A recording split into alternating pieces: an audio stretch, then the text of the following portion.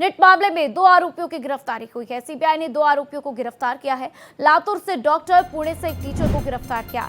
लातूर के डॉक्टर आपको बता दें कि मनोज शिरूरे गिरफ्तार किए गए। साथ ही पुणे से टीचर तेजस हर्षद कुमार शाह को भी गिरफ्तार किया गया है।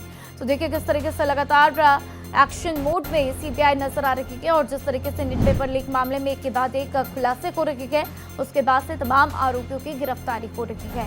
तो 2 और आरोपियों की गिरफ्तारी हुई है जिसको सीबीआई ने गिरफ्तार किया है। तो एक लातूर से डॉक्टर की गिरफ्तारी हुई है और एक पुणे से टीचर की गिरफ्तारी हुई है। लातूर के डॉक्टर मनोज शिरूरे की गिरफ्तारी हुई है। पुणे से टीचर तेजस हर्षद कुमार शाह की गिरफ्तारी हुई है। तो नेट मामले में 2 आरोपियों की गिरफ्तारी और लगातार सीबीआई अपने एक्शन मोड में।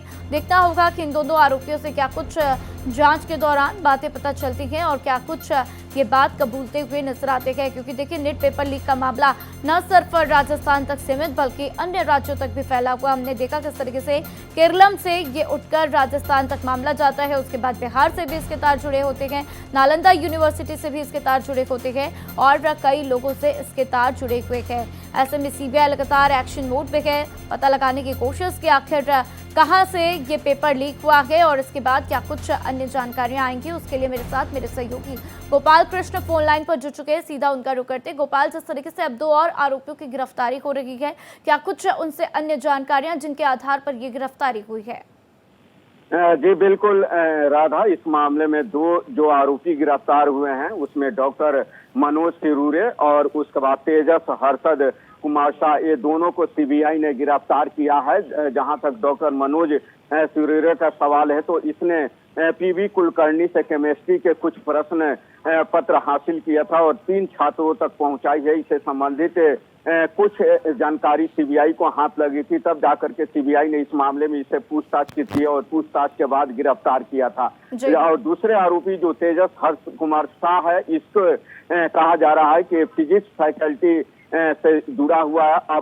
अभंग प्रभु मेडिकल अकादमी में फिजिक्स फैकल्टी है, उससे जुड़ा हुआ है और इसके तार मनीषा हवलदार से जो है वो मिल रहा है। इसी मनीषा हवलदार से पूछताछ के बाद इससे संबंधित जानकारी हासिल हुई थी, तब जाकर के सीबीआई ने इसे गिरफ्तार किया है। अब तक कुल 13 लोगों को गिरफ्तार किया जा चुका है, जिसमें से 2 आरोपियों को आज राजधानी कोर्ट में पेश किया जा रहा है। एक जो आज नई गिरफ्तारी हुई है उसको पेश आज नहीं किया जाएगा। उम्मीद है कि शायद कल किया जाएगा, क्योंकि इस सिलसिले में सीबीआई ने लगभग 49 जगहों पर छापेमारी की थी और इस छापेमारी के दौरान कई अहम दस्तावेज, लैपटॉप, मोबाइल सीबीआई ने जब्त किया है और उसकी विस्तृत जांच की जा रही है। बिल्कुल गोपाल, और आपसे ये भी जानना चाहेंगे कि लातूर के डॉक्टर और पुणे से जिस टीचर की गिरफ्तारी हुई है, क्या उनको दिल्ली लाकर पूछताछ होगी? क्या कुछ इसको लेकर जानकारियां है? देखिए, इन दोनों को ट्रांजिट रिमांड पर लेकर के सीबीआई दिल्ली आएगी और उसके बाद दिल्ली के अदालत राजधानी कोर्ट में उसे पेश किया जाएगा। पेश करने के बाद उसको रिमांड पर लिया जाएगा। रिमांड पर लेने के बाद सीबीआई दिल्ली में पूछताछ करेगी और अगर सीबीआई को लगता है कि इसे पुणे सहित अन्य जगहों पर ले जाना जरूरी है, जहां से कुछ और जो इससे संबंधित आरोपों से संबंधित दस्तावेज या सबूत हाथ लग सकते हैं, तो फिर सीबीआई वहां लेकर के जाएगी और वहां पर जो इनसे संबंधित लोग हैं उनसे भी पूछताछ कर सकते हैं। यानी कि दिल्ली में उसे फिलहाल पूछताछ होगी और पूछताछ के बाद आगे की कार्रवाई सीबीआई करेगी।